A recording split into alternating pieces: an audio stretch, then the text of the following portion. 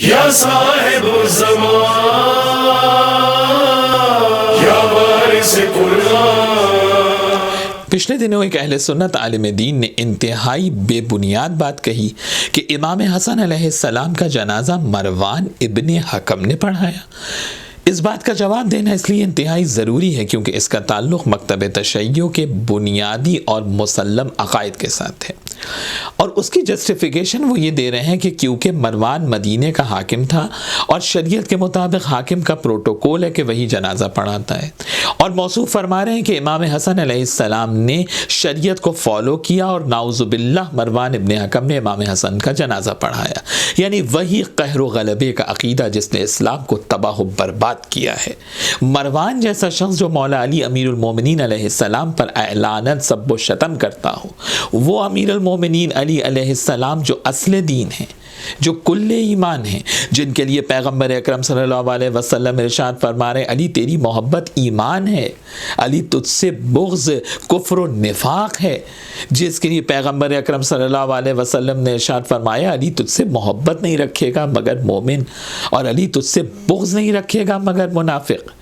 یعنی مولا علی اصل دین ہیں، مولا علی علیہ السلام عین دین ہیں، مولا علی رکن دین ہیں، علی علیہ السلام مجسم دین ہیں۔ تو اب آپ مجھے بتائیے مولا علی پر سب و شتم کرنا دین کو سب و شتم کرنا ہے، اور ایسا کرنے والا شخص اگر حاکم بن جائے تو وہ نیک ہو گیا اور اس کی اطاعت جو ہے وہ امت کے اوپر لازم ہو گئی۔ یہی وہ قہر و غلبے کا عقیدہ ہے جس نے عالم اسلام کو گمراہ کیا ہے، جس نے دنیا میں اسلام کے چہرے کو مسخ کیا ہے۔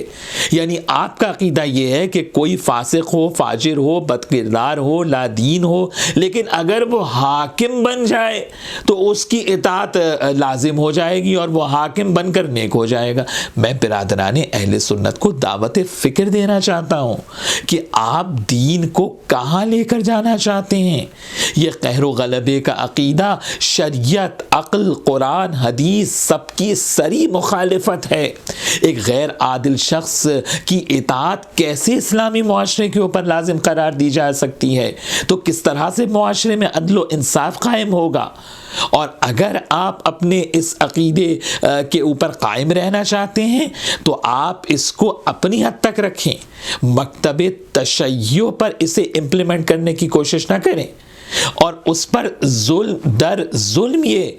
کہ مروان ابن حکم نے امام حسن کا جنازہ پڑھایا۔ تو یہاں پر آپ ذرا سا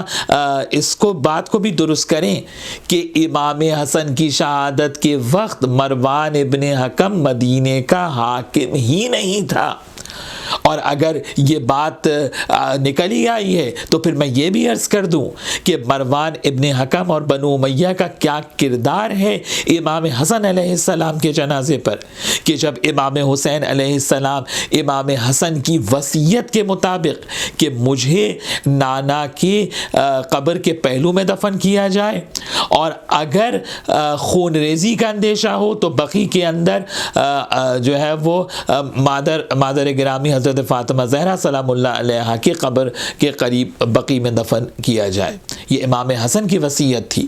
جا کے دیکھیے تاریخ دمشق میں ابن عساکر نے اس کو لکھا ہے۔ اور جب اہل بیت علیہ السلام امام حسن کا جنازہ لے کر روضہ رسول کے قریب پہنچے تو مروان بنو امیہ کے لوگوں کو جمع کر کے اسلحے کے ساتھ، تیر اور تلواروں کے ساتھ وہاں پر آیا اور مانے ہوا کہ میں ابو تراب کے بیٹے کو روضہ رسول میں نہیں دفن ہونے دوں گا، اور اس نے یہ کہا کہ عثمان تو دور دفن ہو اور جو حسن ابن علی روضہ رسول میں رسول اللہ کی قبر کے پہلو کے اندر دفن ہو، جس پر جو ہے وہ ابو ہریرہ وہاں موجود تھے، ان تک نے مروان ابن حکم سے کہا کہ کیا تمہیں یاد نہیں ہے کہ رسول اللہ صلی اللہ علیہ وسلم نے کہا ہے کہ حسن اور حسین جوانان جنت کے سردار ہیں، تو اس نواسہ رسول کو روضہ رسول میں دفن ہونے میں مانے ہو رہے ہو کہ جس کے لیے رسول اللہ صلی اللہ علیہ وسلم نے کہا ہے کہ میں حسن سے محبت کرتا ہوں، پروردگار تو اس سے محبت کر جو حسن سے محبت کرے۔ تو اس موقع کے اوپر کیونکہ مروان ابن حکم اور بنو امیہ اس بات پر آمادہ تھے کہ خون ریزی ہو اور آل رسول کا وہاں پر قتل عام کیا جائے، تو امام حسین علیہ السلام نے امام حسن کی وصیت کے مطابق صبر کیا، کیونکہ امام حسن نے یہ وصیت کی تھی کہ ناحق مسلمانوں کا اگر خون بہنے کا اندیشہ ہو تو مجھے بقیع کے اندر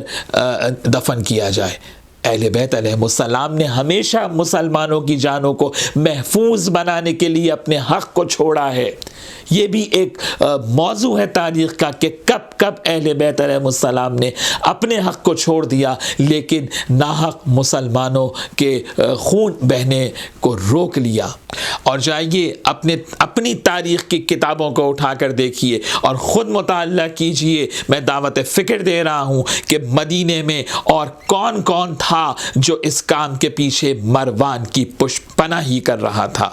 ایسا شخص جو کل ایمان امیر المومنین علی علیہ السلام پر سب و شتم کرتا رہا ہو، اور اتنی بغض اور عداوت جس کے دل میں اہل بیت علیہ السلام کے لیے ہو کہ اہل بیت کے جنازے پر اسلحہ اور تلواریں لے کر آ جائیں، ان کے لیے آپ کہہ رہے ہیں کہ انہوں نے امام حسن علیہ السلام کا جنازہ پڑھایا۔ یہ حق سوائے امام حسین علیہ السلام کے علاوہ اور کسی کو حاصل نہیں تھا۔ اور آخر میں یہ بات بھی واضح کر دوں کہ ملت تشیع کا یہ متفقہ موقف ہے کہ معصوم کا جنازہ غیر معصوم نہیں پڑھا سکتا۔ اصول کافی کی پہلی ہی جلد میں روایت موجود ہے کہ امام حسین علیہ السلام نے امام حسن علیہ السلام کا جنازہ وہیں رکھا کہ جہاں پر رسول اللہ صلی اللہ علیہ وآلہ وسلم نماز جنازہ پڑھایا کرتے تھے۔ فصلی علی الحسن، اور امام حسین علیہ السلام نے امام حسن کی نماز جنازہ پڑھائی، کیونکہ یہ حق سوائے امام حسین امام معصوم کے علاوہ اور کسی کو حاصل نہیں تھا۔